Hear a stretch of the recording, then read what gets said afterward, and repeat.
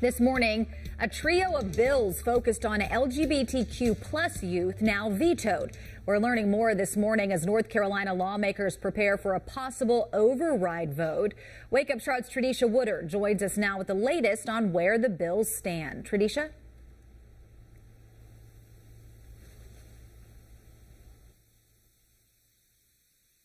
North Carolina Governor Roy Cooper vetoed 3 bills targeting transgender rights. The bills passed recently by the state's Republican-led legislature focuses primarily on children and places restrictions on how schools and doctors should be able to help transgender teenagers and other children make their transition. For example, the bill would ban doctors from providing medical care to transgender people under the age of 18, including puberty blockers or surgery, even if the kid's parents approve. Another one of the bills would ban schools from allowing trans girls and women to play on female sports teams from middle school through college. Cooper argues schools. As you all know, we have been looking for Brandon Augustine and Mildred Chestnut for felony child abuse inflicting serious injury for the last 4 months.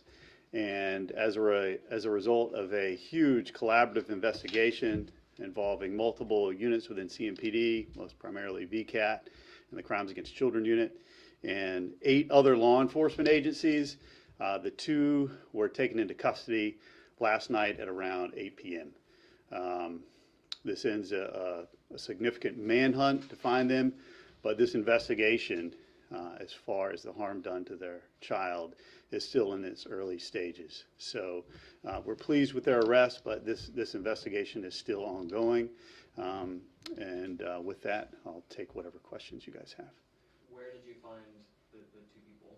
So Brandon was arrested after ordering some food at the McDonald's on Lawyers Road in Mint Hill.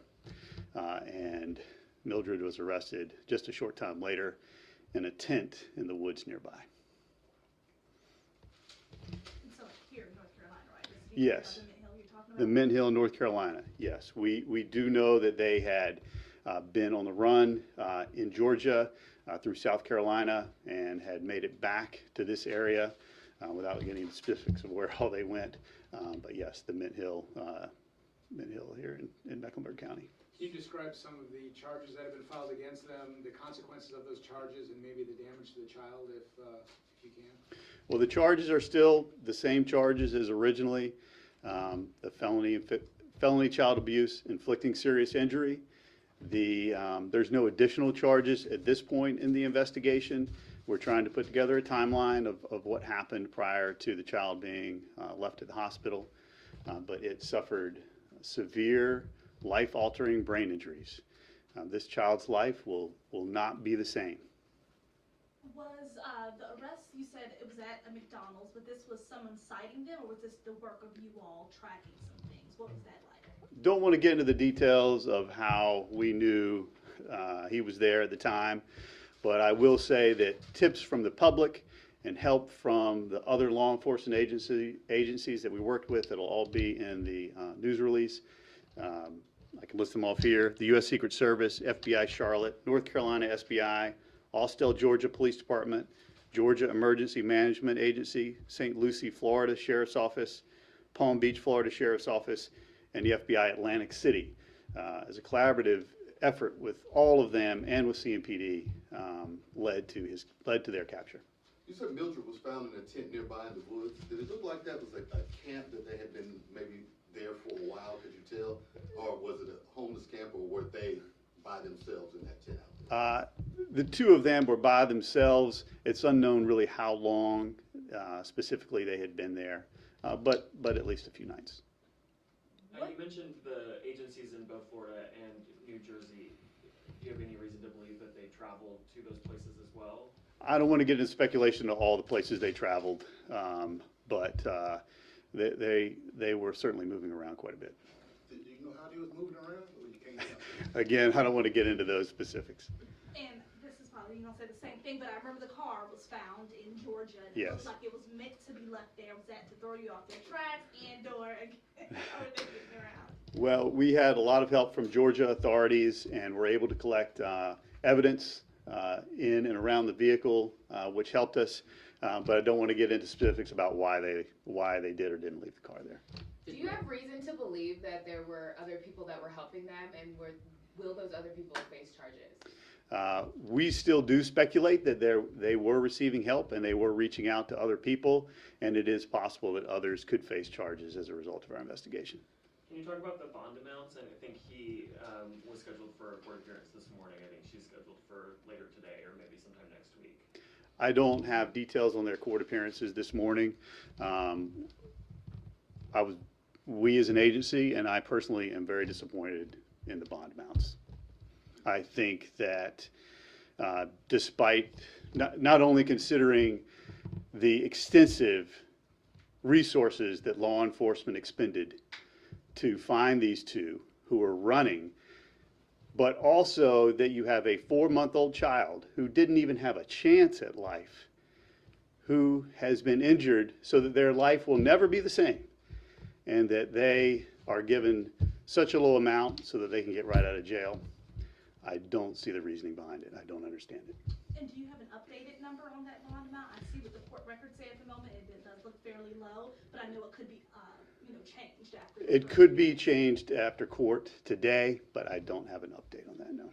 Did Brandon get a chance to order, and what did he order? I don't know what he ordered, honestly, but he did order food. Can you elaborate on what serious injuries to that child were? Because the child is so young, it's hard to say how the injuries will play out. I will say that they are extensive brain injuries. Have you been keeping the grandmother abreast of this? And I'm talking specifically about Brandon's mother. She's been very vocal about when they were missing. Is she under any suspicion? And if you can't speak to that, have you all been keeping her up to date on the case in any?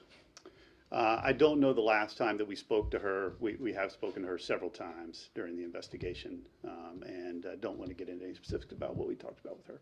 Did either resist arrest? No, they were taken into custody without incident. They were cooperative. This McDonald's in Midville, do we have an exact address? It was the 9150 Lawyers Road, McDonald's, and that's just where he happened to be ordering food. I'm curious if you have any type of message. Obviously, I think this was all sparked from the nursing staff at the hospital alerting police about the signs of abuse, and obviously in North Carolina, anyone over 18 is required to report. We're in the summer months. I imagine there's probably a lesson to learn in all of this. What would you say to people who suspect maybe they're kids that they know are potentially getting abused? Report it. I say watch after our kids. I've been at this podium a few times recently, and it's always about protecting our children.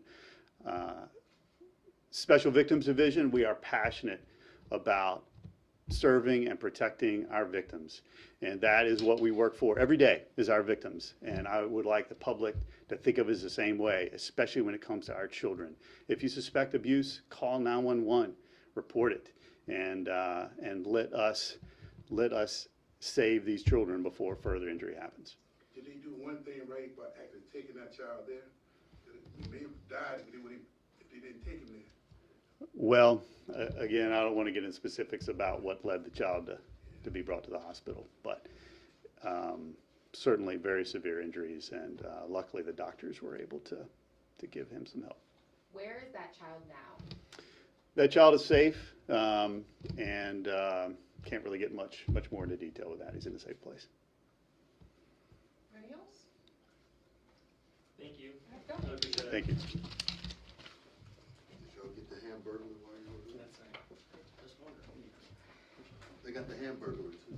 Yeah, I did that. There you go. Can we get him quoted saying rubble, rubble? For a while. If I didn't ask that question, my answer would say that. I'm not judging. It's a good detail. Yeah. I'd love to read about it.